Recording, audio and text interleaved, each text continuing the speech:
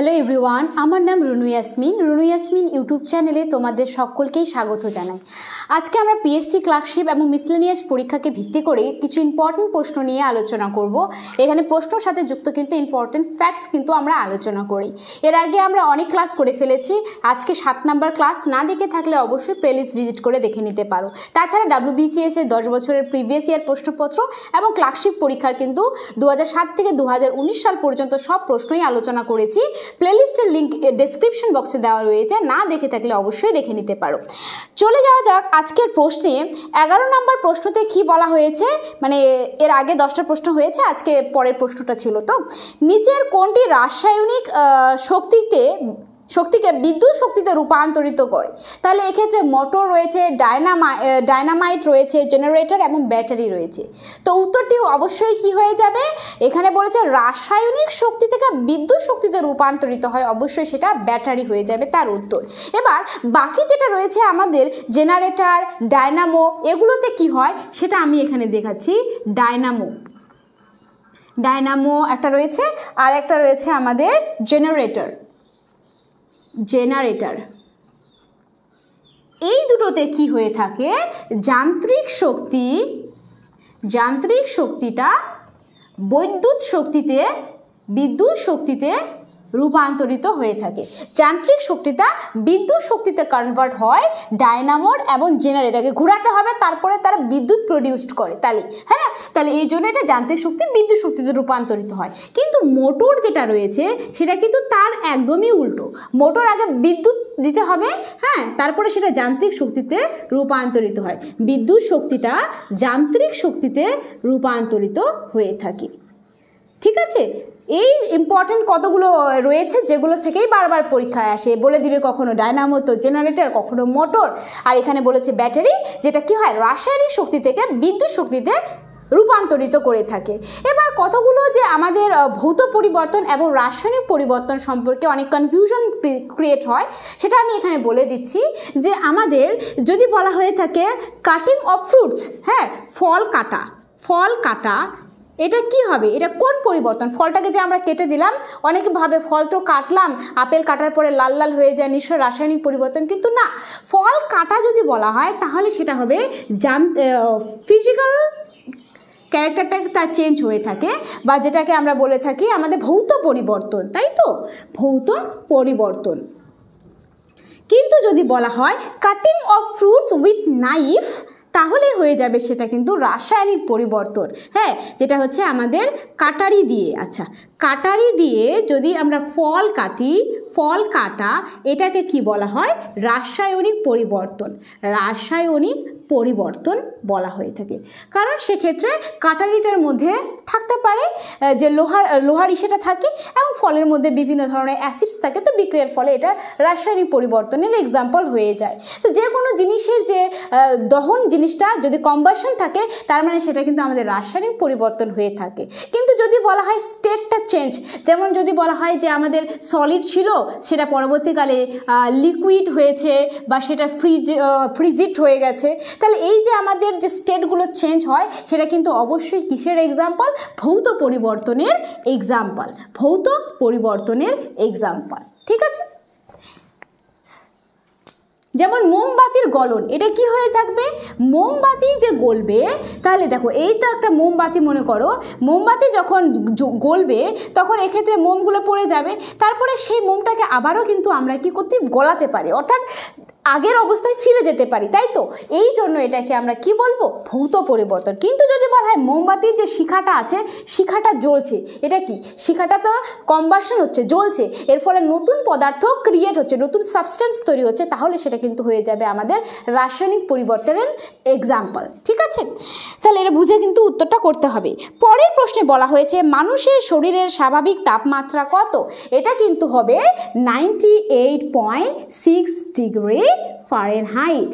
আর যদি এমনি ডিগ্রি সেন্টিগ্রেডে বলা হয়ে থাকে তাহলে সেটা হবে 37 সেন্টিগ্রেড। তাহলে এই যে আমাদের টেম্পারেচার মাপার জন্য degree centigrade, degree Fahrenheit scale রয়েছে, আরও কি স্কেল আছে? হ্যাঁ, অবশ্যই রয়েছে এবং সেগুলো আমাদের জানতে হবে।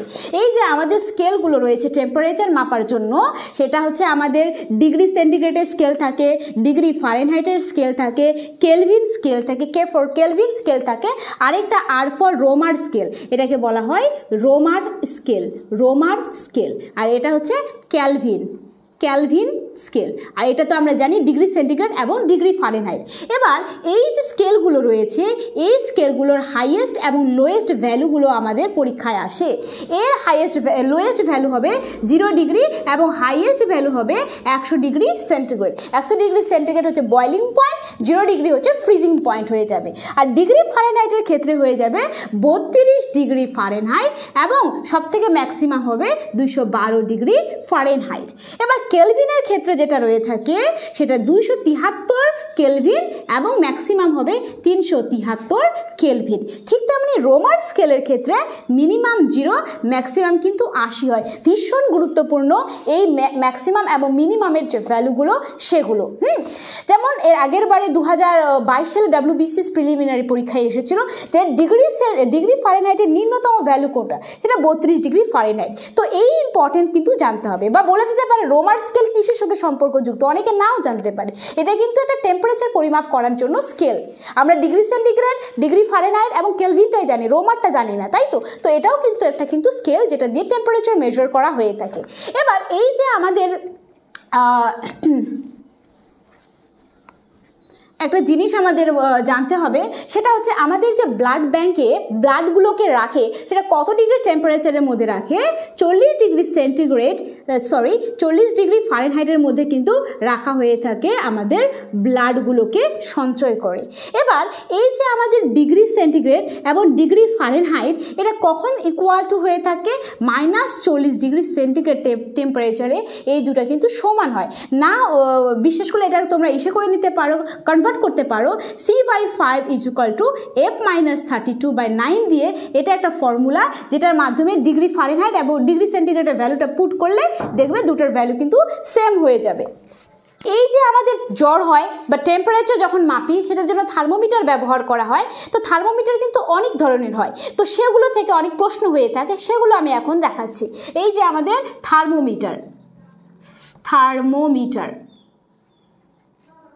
থার্মোমিটার যেটা রয়ে থাকে, একটা রয়েছে যেই থার্মোমিটারে আমরা পারদ ব্যবহার করি সেটাকে আমরা বলে থাকি পারদ থার্মোমিটার। এই থার্মোমিটারে কি ব্যবহার করা হয়? লিকুইড হিসাবে আমরা পারদ ব্যবহার করে থাকি। এটা কত ডিগ্রি সেন্টিগ্রেড নিচে মাপতে পারবে? -39 ডিগ্রি সেন্টিগ্রেড। এত ডিগ্রি মানে সব থেকে লোয়েস্ট, এতই মাপতে পারবে। এর থেকে কম ঠান্ডা হলে কিন্তু এই পারদ থার্মোমিটার মাপতে পারবে না, কারণ পারদটা জমে যাবে। তাহলে যেই সকল এরিয়ার মধ্যে টেম্পারেচার -40 ডিগ্রি সেন্টিগ্রেড বা তারও কম, তাহলে সেখানে টেম্পারেচার মাপার উপায় কি? তাহলে সেই সময় কিন্তু পারদের সাথে আমরা অ্যালকোহল অ্যাড করি। তো এটাকে কি অ্যাড করতে হবে? অ্যালকোহল কিন্তু অ্যাড করতে হবে। তাহলেই কিন্তু আমরা -40 ডিগ্রি সেন্টিগ্রেডেরও নিচের টেম্পারেচার কিন্তু আমরা মাপতে পারবো।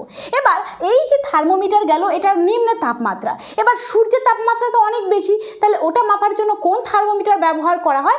Pyrometer thermometer. আরেকটা রয়েছে প্ল্যাটিনাম থার্মোমিটার, আমি এখানে লিখছি প্ল্যাটিনাম থার্মোমিটার। এটা কিন্তু কি করা হয়? হাই টেম্পারেচার মাপার জন্য ব্যবহার করা হয়। তবে সূর্যের যে টেম্পারেচার সেটা তো অতিরিক্ত এক্সট্রিম লেভেলের হাই, 6000 ডিগ্রি সেন্টিগ্রেড। এত হাই কিন্তু এই প্ল্যাটিনাম থার্মোমিটার দিয়ে মাপা যায় না। হ্যাঁ, এটা 1200 ডিগ্রি সেন্টিগ্রেড কিন্তু ম্যাক্সিমাম মাপা যায়, এর থেকে বেশি মাপা যায় না। তো এই যে সূর্যের টেম্পারেচারটা মাপার জন্য তখন আরেকটা থার্মোমিটার ব্যবহার করা হয়, সেটার নাম হয়ে থাকবে সেটার নাম হচ্ছে আমাদের পাইরোমিটার থার্মোমিটার। পাইরোমিটার থার্মোমিটার, যেটা দিয়ে আমাদের সূর্যের যে টেম্পারেচার সেটা মাপা হয়। এটা ইনফিনিটি পর্যন্ত রেঞ্জের টেম্পারেচার কিন্তু মেজার করতে পারে। এই যে আমাদের সান এনার্জিটা আসে, সান সম্পর্কে তো আমরা পড়ছি, এবার এই যে সানের যে এনার্জিটা আসে সেটা বিভিন্ন পদ্ধতিতে তো আমাদের হিটগুলো ট্রান্সফার হয়ে থাকে। তো এই যে হিট ট্রান্সফারের একটা পদ্ধতি হচ্ছে রেডিয়েশন। তার এক্সাম্পল হচ্ছে এই যে আমাদের সূর্য থেকে পৃথিবীতে যে তাপটা আসে সেটা কিন্তু রেডিয়েশন পদ্ধতিতে আসে। তাছাড়া আরেকটা এক্সাম্পল, শীতের দিন যখন আমরা কি হয় যে কাঠগুলোকে জ্বালিয়ে আমরা যখন আগুন পোহাই, সেক্ষেত্রেও কিন্তু আমরা সে আগুনটা পাই ওই জায়গাটা থেকে কিভাবে, রেডিয়েশন পদ্ধতির মাধ্যমে। তাহলে আমি এখানে লিখছি আগুন পোহানো, এটা কিন্তু আমাদের রেডিয়েশন পদ্ধতিতে আমরা হিটটা পেয়ে থাকি। আর এটা কিন্তু সব থেকে স্পিডে হিট ট্রান্সফার করার একটা পদ্ধতি। এছাড়া আরও অনেক পদ্ধতি রয়েছে, সেগুলো আমরা পরবর্তী সময়ে পড়ব। পরের প্রশ্নে বলা হয়েছে আমাদের রিজার্ভ ব্যাঙ্ক অফ ইন্ডিয়া প্রতিষ্ঠিত হয় কবে? দেখো, এটা প্রতিষ্ঠিত হয় 1935-এ, অর্থাৎ এই যে আরবিআই সেটা সম্পর্কে আমরা অনেক আলোচনা করেছি। আরবিআই সম্পর্কে যেগুলো আলোচনা হয়ে গেছে সেগুলো করব না, আজকে বাকি জিনিসগুলো আলোচনা করব। এর আগে আমরা আলোচনা করেছিলাম যে আরবিআইয়ের মনিটারি পলিসি, যে ব্যাংক রেট থাকে, বেস রেট থাকে, রেপো রেট, এমএসএফসি, তার এসএলআর, সিআরআর, এগুলো সব আলোচনা করেছি। রেপো রেট কি জিনিস, পলিসি রেট কি জিনিস, সব আলোচনা করেছি। না দেখে থাকলে প্লেলিস্ট থেকে আগের ভিডিও দেখে নিতে পারো। আজকে আমি সেগুলো বাদ দিয়ে আরও যে ইম্পর্টেন্ট পয়েন্টস রয়েছে সেগুলো নিয়ে আলোচনা করব। তো সবার প্রথমে আগে আমরা জানবো আরবিআই স্থাপন করা হয়ে থাকে কোন কমিটির দ্বারা, সেটা ইয়ং হিল্টন কমিটির দ্বারা। হ্যাঁ, সেটাকে বলা হয় ইয়ং হিল্টন কমিটি বা যেটাকে আমরা বলে থাকি শাহী কমিটি বা এটাকে রয়্যাল কমিটি বলা হয়। এই রয়্যাল কমিটির সুপারিশ অনুসারে কিন্তু আরবিআই বা সেন্ট্রাল ব্যাংক তৈরি করা হয়। সেন্ট্রাল ব্যাংক মানে তো আরবিআই, তাই তো? তো এটা কিন্তু গঠন করা হয়ে থাকে। এই আরবিআই কোন অ্যাক্টের মাধ্যমে আসে? সেটা 1934-এর অ্যাক্টের মাধ্যমে আরবিআইটা আসে, ঠিক আছে? কিন্তু এই আরবিআই যেটা রয়েছে গঠন করা হয় 1 তারিখের এপ্রিল মাসের 1935। এই জন্য আমাদের ফাইন্যান্সিয়াল যে ইয়ারটা শুরু হয় 1 তারিখের এপ্রিল মাসে শুরু হয়। 1 তারিখের এপ্রিল থেকে 30 তারিখের মার্চ পর্যন্ত আমাদের ফাইন্যান্সিয়াল ইয়ার কিন্তু ক্যালকুলেট করা হয়ে থাকে। এই আরবিআই যখন থাকে, আরবিআই কিন্তু 4টি ব্রাঞ্চ রয়েছে। সেই ব্রাঞ্চগুলো কোথায় কোথায় রয়েছে? একটা রয়েছে আমাদের দিল্লিতে, একটা রয়েছে মুম্বাই, একটা রয়েছে চেন্নাইয়ের মধ্যে, আরেকটা রয়েছে আমাদের কলকাতা। এই 4টি ব্রাঞ্চ রয়েছে আরবিআইয়ের। তাছাড়া বিদেশে আরেকটি ব্রাঞ্চ রয়েছে, সেটা কোথায় রয়েছে? লন্ডন। পরীক্ষা আসে যে আরবিআইয়ের ব্রাঞ্চ দেশের বাইরে কোথায় আছে, সেটা কিন্তু লন্ডনের মধ্যে রয়েছে। এই আরবিআইয়ের যে সদস্য থাকে, সেখানে কয়জন সদস্য থাকে? 21 জন সদস্য কিন্তু অবস্থান করে থাকে। ভীষণ গুরুত্বপূর্ণ এই পয়েন্টসগুলো। এই আরবিআই যেমন আমাদের মনিটারি পলিসিটাকে কন্ট্রোল করে। এখন মনিটারি পলিসি কী জিনিস সেটা আমি এখন বুঝাবো না, কারণ এর আগের ক্লাসে আমরা ডিটেলসে আলোচনা করেছি কি মনিটারি পলিসিটা, তাই তো? তো মনিটারি পলিসি যেমন কন্ট্রোল করে থাকে আরবিআই, ঠিক তেমনই কিন্তু টাকা ছাপানোর দায়িত্ব আরবিআইয়ের। এবার এই টাকা ছাপানোর ব্যাপারটা নিয়ে আমরা এখন জানবো যে কিভাবে টাকা এবং কোথায় কোথায় ছাপানো হয়ে থাকে, তাই তো?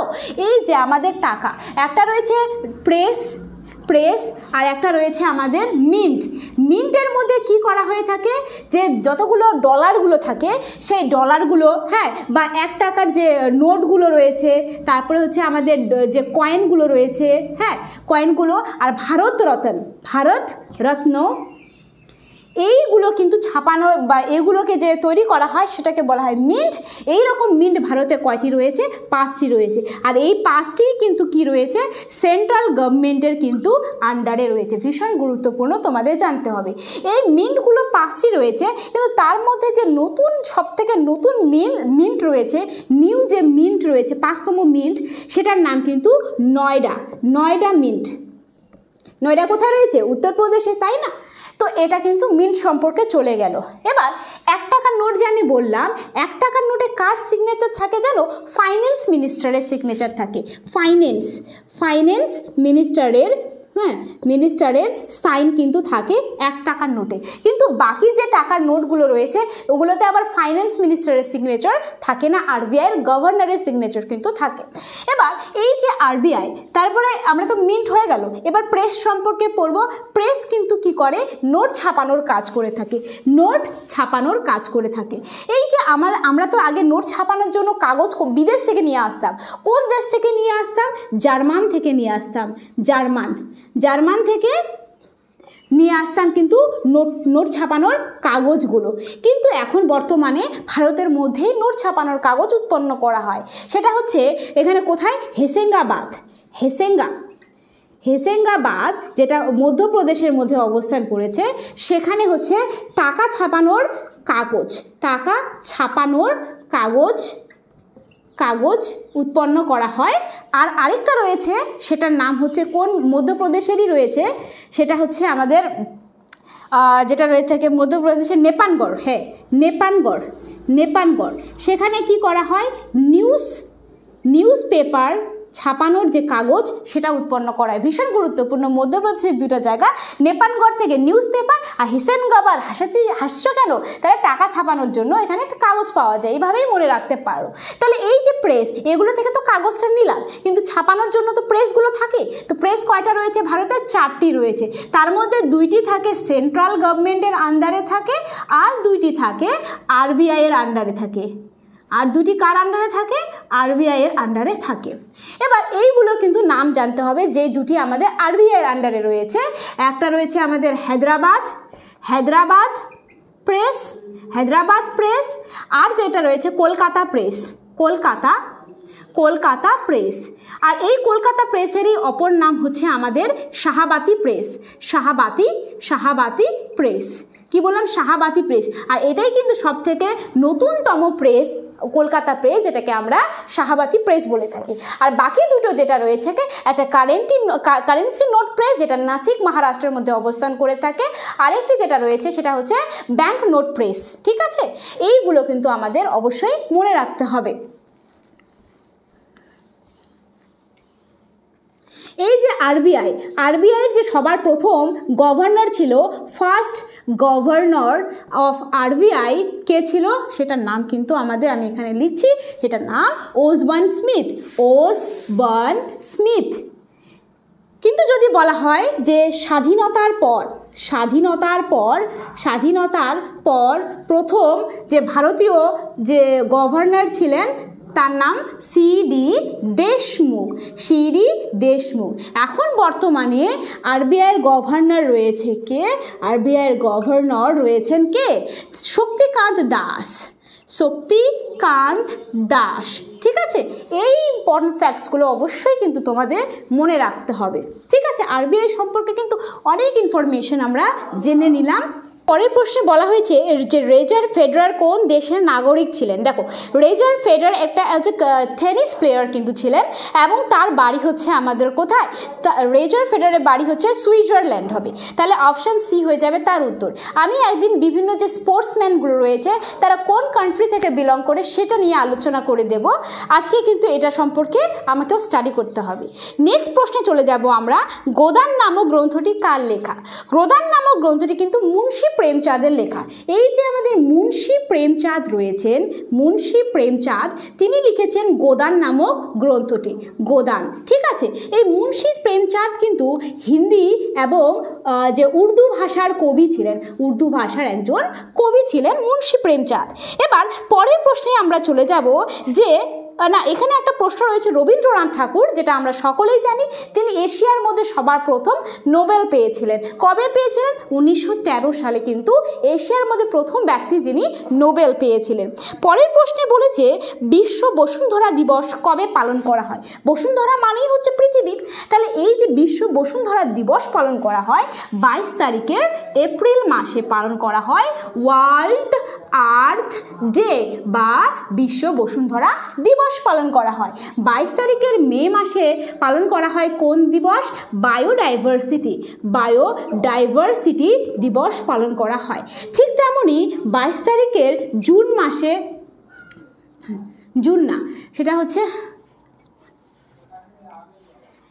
মার্চ মাসে পালন করা হয়ে থাকে, 22 মার্চ মাসে পালন করা হয় ওয়াটার দিবস বা জল দিবস। আর সেদিনও কিন্তু বিহার দিবসও পালন করা হয়, বিহার দিবসও পালন করা হয়। ঠিক তেমনি 20 তারিখের মার্চ মাসে পালন করা হয় ওয়ার্ল্ড হ্যাপিনেস দিবস, ওয়ার্ল্ড হ্যাপিনেস দিবস পালন করা হয়, বা স্প্যারো দিবসও পালন করা হয়। স্প্যারো একটা পাখি, তো স্প্যারো দিবসও কিন্তু 20 তারিখের মার্চ মাসেই পালন করা হয়। এর থেকে আরও কিছু গুরুত্বপূর্ণ প্রশ্ন রয়েছে, সেটা কিন্তু আমরা অবশ্যই জেনে নেব। সেটা হচ্ছে 18 তারিখের এপ্রিল মাসে কি পালন করা হয়ে থাকে। 18 এপ্রিল হচ্ছে ওয়ার্ল্ড হেরিটেজ দিবস, ওয়ার্ল্ড হেরিটেজ ডে পালন করা হয়ে থাকে। 5 তারিখের অক্টোবর মাসে ডলফিন দিবস, ডলফিন দিবস পালন করা হয়। এটা 2009 থেকে শুরু হয় পালন করা। ডলফিন যেহেতু আমাদের জাতীয় অ্যাকোয়াটিক অ্যানিম্যাল, এই জন্য আমাদের 5 তারিখের অক্টোবর মাসে ডলফিন দিবস হিসেবে পালন করা হয়ে থাকে। ঠিক তেমনি 15 তারিখের জানুয়ারি মাসে পালন করা হয়ে থাকে আমাদের আর্মি দিবস, আর্মি দিবস পালন করা হয়ে থাকে। এবং 25 তারিখের জানুয়ারি মাসে পালন করা হয় ন্যাশনাল ভোটার্স ডে পালন করা হয়।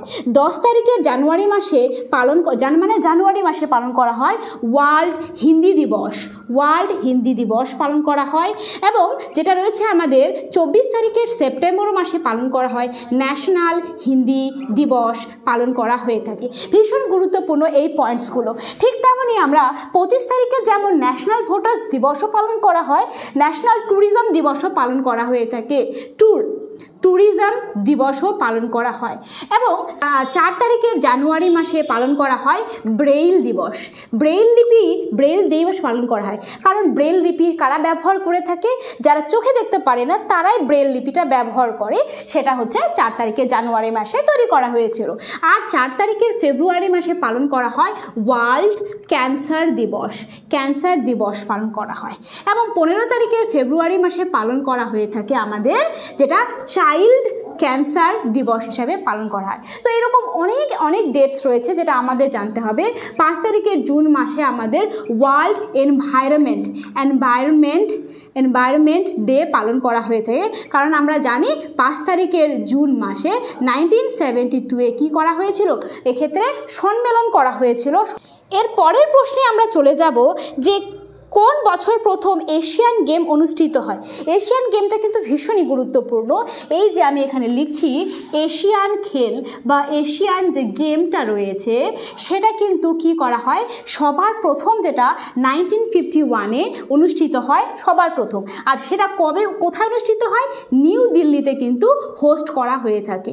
এক্ষেত্রে প্রথম যে র্যাঙ্ক স্থান করে বা ফার্স্ট যে হয় সেই ফার্স্ট র্যাঙ্ককে করে থাকে, ফার্স্ট র্যাঙ্ক কিন্তু হয়ে থাকে জাপানের।